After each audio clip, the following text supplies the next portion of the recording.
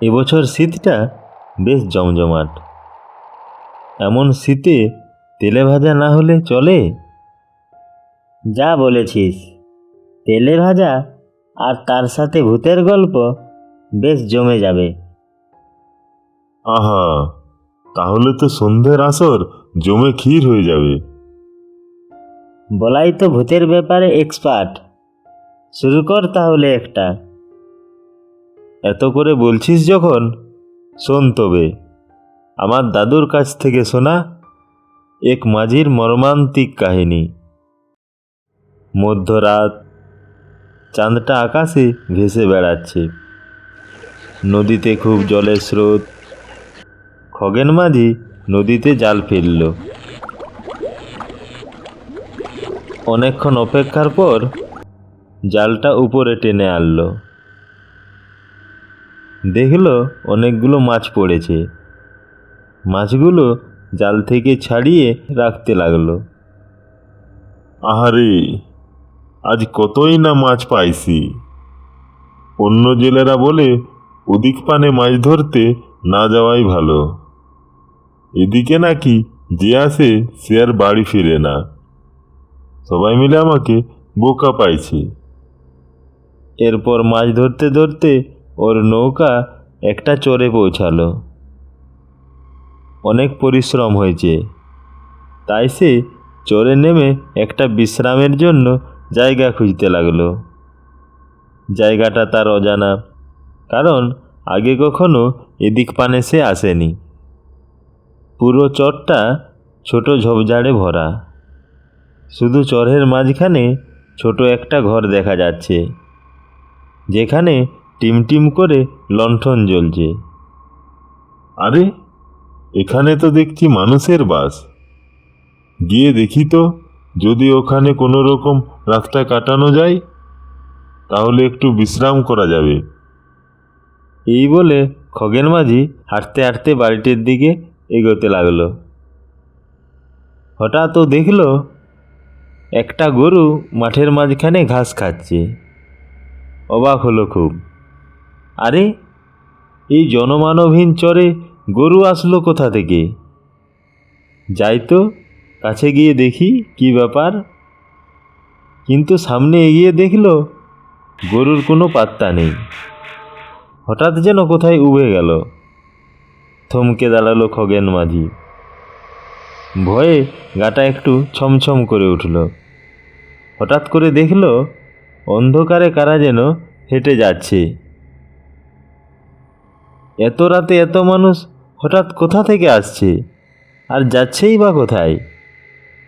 এক মুহূর্তের জন্য সে ভাবল এসব আমারই মনের ভুল। কিন্তু লোকগুলো খগেনের দিকে এগিয়ে আসছে। সবাই খুব অদ্ভুত দেখতে।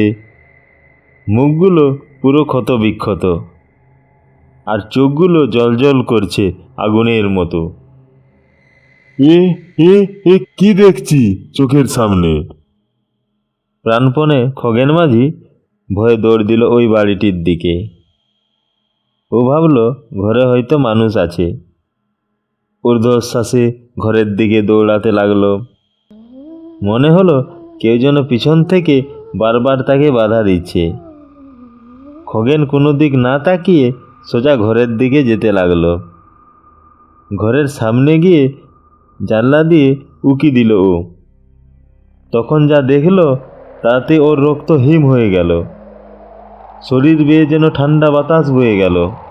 দেখল যে একটা লাশ ঝুলছে ঘরের ভিতর, আর দুজন লোক মৃত লাশটার মাংস খুবলে খুবলে খাচ্ছে। ভয়ে গায়ের লোম খাড়া হয়ে গেল। কতদিন আর এই গলা পচা লাশের মাংস খাবো? এরপর তাজা মানুষের মাংস খাবো। তা শুনে খগেন মাঝির তো সেখানেই প্রাণ যায়। ঊর্ধ্বশ্বাসে সে উল্টো দিকে দৌড়ানো শুরু করলো। আশেপাশে আর কাউকে দেখতে পেল না। দৌড়ে সোজা ও নৌকার কাছে চলে আসলো।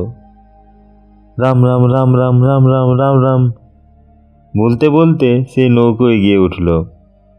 তারপর সে দাঁড় বাঁধতে লাগলো। আজকে যদি প্রাণে বাঁচি তাহলে আর জীবনে মুখে হইব না। তারপর যখন নদীর মাঝখানে এসে পৌঁছালো, কিছুটা শান্ত হলো ও। সামনে একটা তীর দেখতে পেল সে। সে মনে মনে খুব খুশি হলো। তারপর সে তীরে এসে নামলো আর একটা গাছের নিচে বিশ্রামের জন্য বসলো সে। হঠাৎ তার চোখের সামনে একটা ঝুলন্ত লাশ কোথা থেকে চলে এলো। চোখগুলো খোলা, জিয়া বাইরে বেরিয়ে আসছে। ভয়ে চিৎকার করে উঠল, আ! আরে, আমি এখানে এলাম কিভাবে? একটু আগেই তো এখান থেকে পালিয়ে গিয়েছিলাম। ঘুরে ফিরে সেই একই জায়গায় এলাম কিভাবে? সে দৌড়তে লাগলো নৌকোর দিকে। সে নৌকোর কাছে এসে দেখল দুজন লোক বসে আছে নৌকার উপর। সে দেখল আর চমকে উঠল। লোকগুলোর মুখ দুটো একদম ক্ষতবিক্ষত, কোনো মাংস নেই তাদের গালে শরীরে, শুধু কঠোর চোখ দুটো দিয়ে রক্তের ন্যায় উজ্জ্বল আলো জ্বলজ্বল করছে। চারপাশে বাতাসে পচা মানুষের রক্ত আর মাংসের গন্ধ ভেসে বেড়াচ্ছে। আয় বাবা খগেন, এদিকে আয়, তোরই অপেক্ষায় বসে আছি। অনেকদিন আমরা তাজা মাংস খাইনি, আজ তোকে আমরা খাবো। এসব শোনার পর আর সহ্য হলো না খগেন মাঝির। সে সেখানেই জ্ঞান হারিয়ে মাটিয়ে লুটিয়ে পড়ল। বলিস কি রে ভাই, ঘুরিয়ে ফিরিয়ে এসে একই গোলক দানাতেই পড়ল? কথায় আছে না, লোভ, অতি লোভ ভালো না। কি দরকার ছিল ওইদিকে মাছ ধরতে যাওয়ার? তারপর তারপর কি হলো ওর? কি আর হবে, বেগরে পানটা যাবে। না না, শোন না। কিছুক্ষণ পর জ্ঞান ফিরল ওর। সে চোখ খুলে দেখল নৌকায় শুয়ে আছে ও, আর একজন লোক ওর পাশে বসে আছে। ভোরের আলো প্রায় ফুটে আসছে, অন্ধকার কাটছে ধীরে ধীরে। খগেন মাঝি উঠে বসল। তুমি কে ভাই, কোথা থেকে এলে? আমি হারু মাঝি। তুমি কে? এইখানে কি করছো? খগেন তার সাথে ঘটে যাওয়া ভয়ঙ্কর ঘটনাগুলো সব খুলে বলল।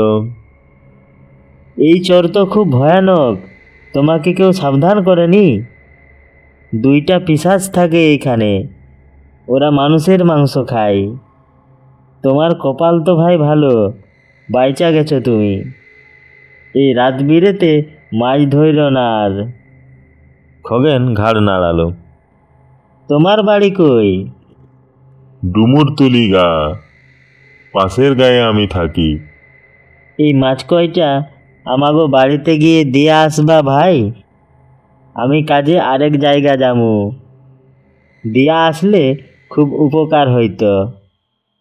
এই বলে হারু মাঝি খগেনকে একটা মাছের পটলা দিল। আচ্ছা, দিয়া আসবো খানি। হারু মাঝি খুব খুশি হলো। তারপর খগেন মাঝি নৌকা নিয়ে বাড়ির দিকে রওনা দিল। তখন ভোর হয়ে গেছে। খগেন মাছগুলো নিয়ে হারু মাঝির বাড়ির দিকে রওনা দিল। সে যখন হারু মাঝির বাড়িতে এসে পৌঁছলো, দেখল একজন বুড়ি মহিলা সেখানে দাঁড়িয়েছিল। এইটা কি হারু মাঝির ঘর? হ্যাঁ, তুমি কে বাবা? আমি খগেন মাঝি। হারু এই মাছ কয়টা পাঠাইছে, আর সে অন্য কাজে অনেক দূরে গেছে, তার আসতে অনেক দেরি হবে। হারু হারু পাঠাইছে এই মাছ? কেমনে? আমার ছেলে তো অনেক দিন আগেই মইরা গেছে। ওর লাশ নদীতে ভাইসা আইছে। ওর লাশটার শুধু মুখটাই চেনা যাচ্ছিল, বাকি শরীরটার কোথাও কোনো মাংস ছিল না বাবা। আমরা এও জানি না যে আরো মরলো কিভাবে।